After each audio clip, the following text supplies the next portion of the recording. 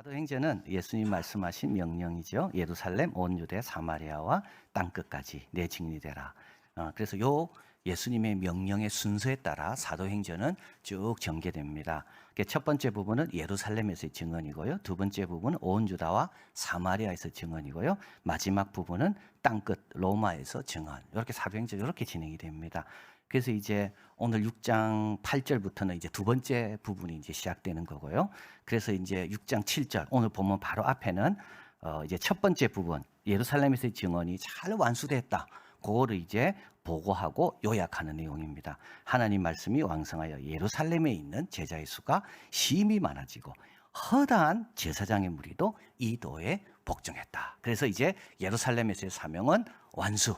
이제 그 다음에 두 번째 단계 사마리아와 온 유대 쪽으로 이제 나가야 됩니다. 이제 그때 이제 사건이 하나 발생하는데 그게 바로 스데반의 순교입니다. 이 순교로 인해서 핍박이 일어나고 그 핍박당한 흩어지는 백성들이 이제 두 번째 단계 예수님의 명령을 수행하는 거죠. 자, 그래서 오늘은 우리 스데반에 대해서 살펴보는데요. 첫째는 그의 사역이고, 둘째는 그의 설교고, 세 번째는 그의 순교입니다. 8절에 보면 스데반이 은혜와 권능이 충만하여 큰 기사와 표적을 민간에 행하게 됩니다. 스데반은 원래 집사고, 그리고 이거 어려운 사람들을 돕는 그런 공개하는 일에 이제 택함을 입은 사람이 스데반입니다. 그런데 그 일을 하다 보니까 하나님께서 은혜와 권능을 충만하게 주셔서 그가 기사와 표적도 행하게 됩니다. 그래서 스데반에 붙는 이제 수식어가 있는데 그건 처음이라는 겁니다. 7 집사 중에 제일 먼저 추천받은 사람이 스데반이죠. 사도 외에 처음으로 기적을 베푼 자가 스데반이고요. 그리고 이 기적은 나중에 안디옥 교회 무명의 성도들도 기적을 베풀게 됩니다. 그리고 사도 이후에 처음으로 설교한 자가 스데반이고요. 그리고 교회 역사상 처음으로 순교한 자가 스데반입니다. 오늘 본문에 있는 이 기사와 표적은 자기 힘이 아닙니다. 자기 힘이 아니고 성령이 임하시니까 권능을 받아서 내 증인이 되는 겁니다. 우리 예수님이 약속하신 그대로입니다. 자, 그러니까 이제 9절 10절에 보면 여러 회당이 예루살렘에 있는데 특별히 그 회당은 어떤 회당이냐 하면 다하고 헬라파 유대인들, 그러니까 원래 토종 이스라엘 사람들이 아니라 흩어져 있는 이스라엘 피를 가진 사람이 예루살렘에 와서 자기 고향에 따라서 자기 지역에 따라서 회당을 세웠는데 오늘날 치면 한인교회죠. 한인교회 세웠는데 그 사람들은 헬라파 유대인이거든요. 스데반도 헬라파 유대인입니다. 그래서 서로 토론을 벌이게 됩니다. 그런데 스데반은 지혜와 성령으로 말함을 그들이 감당하지 못하니까 거짓 증인을 세우고 이 거짓 증인들이 이제 장로들에게 이야기해서 이제 공회가 모이게 됩니다. 그래서 13, 14절에 거짓 증인들을 세우니 이 사람이 이 거룩한 곳 율법, 그러니까 거룩한 것은 성전이고 율법은 모세 율법입니다. 그리고 그 말에 나사렛 예수가 이곳을 헐고 성전을 헐고 모세가 우리에게 준 규례 율법을 고치겠다고 이제 거짓 증인들이 합니다. 자, 그래서 스데반은 건드리지 말아야 할 것을 이제 건드렸다라고 말하는 거죠. 이보다 더 지독한 고발은 없을 정도로 스데반은 있어서는 안 되는 사람입니다. 왜냐하면 그들이 제일 중요하게 여기는 성전을 헐겠다고 가르치니까는요. 자, 15절에 공회 중에 앉은 사람이 다 스데반을 주목하여 봅니다. 도대체 어떻게 생겼는데 그런 말을 할까? 그런데 보니까 그 얼굴이 천사와 얼굴과 같이 빛납니다. 스데반의 얼굴이 빛나는 것은 모세가 40일 동안 하나님과 교제하고 내려왔을 때 그 모습입니다. 그래서 수건으로 가리거든요. 하나님과의 교제가 있다는 뜻이고, 그리고 하나님을 모독하는 자, 모세를 부인하는 율법을 바꾸려는 자는 절대 아니다. 이걸 누가 증명해 주십니까? 하나님이 증명해 주시는 거. 여러분, 너무 사람의 이 증명에 너무 이렇게 흔들리거나 갈구하지 마세요. 우리 하나님이 증명하시면 되는 거예요. 사람의 증명은 거짓 증거도 많거든요. 자, 그래서 이제 7장으로 넘어오면 스데반의 설교가 나오고요. 여러분, 사도행전에서 제일 긴 설교는 누구의 설교냐면 스데반의 설교입니다. 이 스데반의 설교는 다음 세 가지 점에서 아주 중요합니다. 첫째, 초대교회가 구약을 어떻게 배우고 이해했는지를 잘 알게 됩니다. 그래서 우리 초대교회는 어떻게 배웠을까? 여러분, 확인하고 안 해도 됩니다. 왜냐하면 내가 아는 구약하고요, 이들이 이해한 구약하고 똑같습니다. 참 신비롭습니다. 스데반이 구약의 모든 역사를 잘 요약해서 이야기하는데, 그거는 우리가 스데반의 요 내용을 몰랐어도 구약만 배운 것만 갖고도 충분히 똑같구나. 예, 같은 하나님, 같은 성령께서 역사하신 거기 때문에, 그래서 우리가 안심할 수 있습니다. 우리가 잘 배웠네. 초대교회도 잘 배웠네. 똑같은 걸 배운 겁니다. 또 스데반의 설교가 중요한 것은 우리의 답변의 무기, 가장 강력한 무기는 바로 성경이라는 겁니다. 자, 스데반은 다른 말로 자기를 변명하지 않습니다. 내가 뭐 기도를 몇 번 하고, 그죠? 내가 어떻게 그렇게 변명하지 않습니다. 하나님 말씀으로요. 여러분, 우리가 제일 담대해질 때는 언제인 줄 아십니까? 그 말씀 안에 내가 거하고 말씀과 일치할 때 담대해집니다.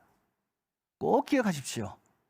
내가 아무리 어렵다고 말해도요, 뭘 받쳐주는 게 있어야 될 거 아닙니까? 나를 받쳐주는 게 말씀입니다. 모세가 어떻게 바로 앞에 당당히 섰을까요? 모세를 받쳐주는 게 뭐였습니까? 여호와 하나님의 말씀. 내가 너와 함께한다. 그러니까 스데반이 그들 앞에 서서, 공회 앞에 서서 당당하게 할 수 있었던 일은, 그는 뭡니까? 말씀 안에 있었거든요. 말씀을 잘 알고 그 말씀의 뜻에 따라 자기가 지금 서 있다는 것을 확신하니까 담대할 수 있었던 겁니다. 그리고 마지막으로 스데반의 설교에서 우리는 아브라함과 모세에 대해 새로운 사실을 알게 됩니다. 7장 5절에 보면 발 붙일 만한 땅도 유업으로 주지 아니하셨다. 그래서 아브라함은 정말 발 붙일 땅도 없었다. 나그네로 살았구나 알게 되고요. 모세의 경우 참 더 이게 귀한 내용입니다. 7장 22절에 애굽 사람의 모든 지혜를 배워 말과 하는 일이 능했습니다. 모세는 처음부터 말이 둔한 사람이 아니었습니다. 예, 모세는 40 전까지는요, 말과 행동에 아주 능한 사람이었습니다. 그리고 이제 우리가 40, 40, 40 하잖아요. 모세의 생애를 40에는 I am something, 예, 그 다음 40에는 I am anything, I am nothing, 그 다음 40에는 I am anything. 그래서 모세의 일생을 40, 40으로 나누는데 그거 다 스데반에서 온 겁니다. 7장 23절, 나이 40이 되매 형제 자손을 돌아볼 생각이 나고, 또 7장 30절, 40이 되매, 이거는 광야죠. 가시떨기 가운데서 그에게 보이시고, 또 40년간 기사와 표적을 광야에서 행하셨다. 그래서 처음에는 자기가 대단한 줄 알고 말과 늘의 입에 말과 행하는 것이 능하니까 I am something. 그러다가 이제 양치면서 I am nothing. 아무것도 아니구나. 근데 하나님이 가라 하니까 I am anything. 나는 누구라도 될 수 있구나. 이걸 이제 잘 요약한 게 이게 스데반의 설교입니다. 이렇게 설교한 다음에 이제 청중을 향해서 강하게 도전합니다. 목이 곧고 마음과 귀에 할례를 받지 못한 사람들아 너희도 너희 조상과 같이 항상 성령을 거스리도다. 목이 곧다는 말은 고집이 센 걸 뜻하고요. 목을 돌리지 않습니다. 여러분 다른 데 돌리면 보일 게 많거든요. 좋은 거 놓칩니다. 목이 곧은 사람은요, 여러분 다른 사람 괴롭히려고 목 곧은 사람 많거든요. 너 한번 힘들어 봐라. 내가 네 말 듣는가? 근데 그렇지 않습니다. 손해는 본인이 봅니다. 목이 곧은 사람을 이렇게 이야기합니다. 멍에 익숙하지 않는 황소 같은 사람. 그러니까 주님께서 멍에를 메우려고 하는데 목을 숙이질 않아요. 그래서 황소 같아. 멍에 익숙하지 않아. 여러분 목이 부드러워지길 바라고요. 주님이 뭘 맡기든지 주님 내가 여기 있습니다. 여러분 이렇게 해야 복을 받습니다. 두 번째로 마음과 귀에 할례를 받지 못한 사람인데 이들은 육신의 할례는 다 받았습니다. 그런데 마음과 귀는 새로워지지 않았습니다. 이를 가리켜 마음과 귀를 하나님께 바치지 않는 사람입니다. 바치지 않습니다. 하나님 뜻에 맡기지 않습니다. 마음도 하나님께 한번 맡겨보고요. 귀도 맡겨보면요. 놀라운 걸 듣게 될 겁니다. 그리고 마지막으로 이들은 항상 성령을 거스립니다. 이건 무슨 뜻이냐면 사도들이 기적을 행했잖아요. 근데도 안 받아들이죠. 스데반이 기적을 행하는데 안 받아들이죠. 근데 그건 사도와 스데반을 안 받아들인 게 아닙니다. 그거는 그 안에 역사하시는 성령을 안 받아들이는 겁니다. 자, 그래서 이들은 7장 52절 의인이 오시리라 예고한 자들을 죽였고 선지자들요. 그리고 그 의인 바로 그 오신 그 예수님을 잡아 너희들이 죽였다. 자, 그리고 이제 세 번째 순교인데요. 이 스데반의 설교를 들은 사람들의 반응은 어떨까요? 7장 54절 이 말을 듣고 마음에 찔립니다. 이거 양심에 찔린 게 아니고요. 분노를 뜻합니다. 들끓는 분노. 그리고 이를 갑니다. 이거는 화가 치밀어 오르는 걸 뜻합니다. 이성을 잃은 겁니다. 7장 55절 스데반이 성령이 충만하여 하늘을 우러러 주목합니다. 하나님의 영광과 및 예수께서 우편에 서신 것을 봅니다. 여러분 잘 보십시오. 하나님은 볼 수 없습니다. 그래서 하나님은 영광만 봅니다. 하나님을 보는 사람은 아무도 없습니다. 하나님의 영광만 볼 뿐입니다. 그리고 예수님은 봅니다. 왜냐하면 예수님 승천하시면서 천사들이 그는 너희 본 그대로 오실 거라 그랬거든요. 그분은 우리가 본 그 모습 그대로 계시기 때문에. 근데 예수님은 서 계십니다. 자, 어떤 사람은 우리 스데반이 돌에 맞아 죽어가는데 왜 예수님은 가만히 계셨을까? 우크라이나 지금 왜 예수님 계실까? 북한 땅, 그죠? 김정은은 저러는데도 왜 예수님은 가만히 계실까? 하나님은 살아 계시냐? 스데반은 돌에 지금 맞아가지고 피를 흘리며 죽어가는데도 왜 예수님은 계시는가? 오늘 본문에서 예수님은 서 계십니다. 그를 맞이하기 위해서요. 그를 응원하기 위해서요. 그리고 그가 이 마지막을 영광스럽게 잘 감당할 수 있도록 성령을 부으시면서 서서 기다리시는 거죠. 자, 그리고 이제 스데반이 해야 하지 말아야 될 말을 하게 됩니다. 이 말이 결정탑니다. 7장 55절. 스데반이 성령이 충만하여 하늘을 우러러 주목하여 하나님의 영광과 예수께서 하나님 서신 것을 보고 그 다음에 하지 말아야 될 말을 합니다. 56절. 다 듣는 데서요. 보라, 하늘이 열리고 인자가 하나님 우편에 서신 것을 보노라. 이 말을 안 했어야 돼요. 근데 이 말 때문에 돌을 들게 됩니다. 왜냐하면 하나님 옆에는 아무도 있으면 안 되거든요. 성전이 헐고 율법을 고치는 거 그거 기분 나쁘지만 그것까지는 참을 수 있습니다. 그런데 유일신 하나님 옆에 또 다른 아들 하나님이 계신다? 이거는 이들이 도저히 막을 수가 없습니다. 자, 이 말을 듣고 그들은 큰 소리를 지릅니다. 더 이상 해소할 수 없습니다. 스데반을 죽이는 방법밖에 없습니다. 그리고 귀를 막습니다. 왜냐하면 이 귀에 들어온 것이 내 영혼까지 가면 안 되거든요. 그래서 유대인들은 항상 잘못된 걸 들으면 귀를 씻었다 그래요. 왜냐하면 귀에 있는 이 소리가 내 영혼까지 가면 안 되기 때문에 가기 전에 이 귀를 씻어버리는 겁니다. 귀를 막고 큰 소리를 지르며 일제히 그게 달려들어 성 밖으로 내치고 돌로 칩니다. 7장 58절. 증인들이 옷을 벗어 사울이라는 청년 발 앞에 두고 이제 사울이 처음 소개됩니다. 7장 59, 60절. 그들이 돌로 스데반을 칩니다. 스데반은 부르짖습니다. 주 예수여 내 영혼을 받으시옵소서. 무릎을 꿇고 크게 부릅니다. 주여 이 죄를 그들에게 돌리지 마옵소서. 이 말을 하고 자니라. 예수님하고 좀 비슷하지 않습니까? 다른 게 있죠. 예수님은 아버지께 기도했다면요. 스데반은 아들에게 기도합니다. 이제부터는 아들을 통해서만 아버지께 가는 거거든요.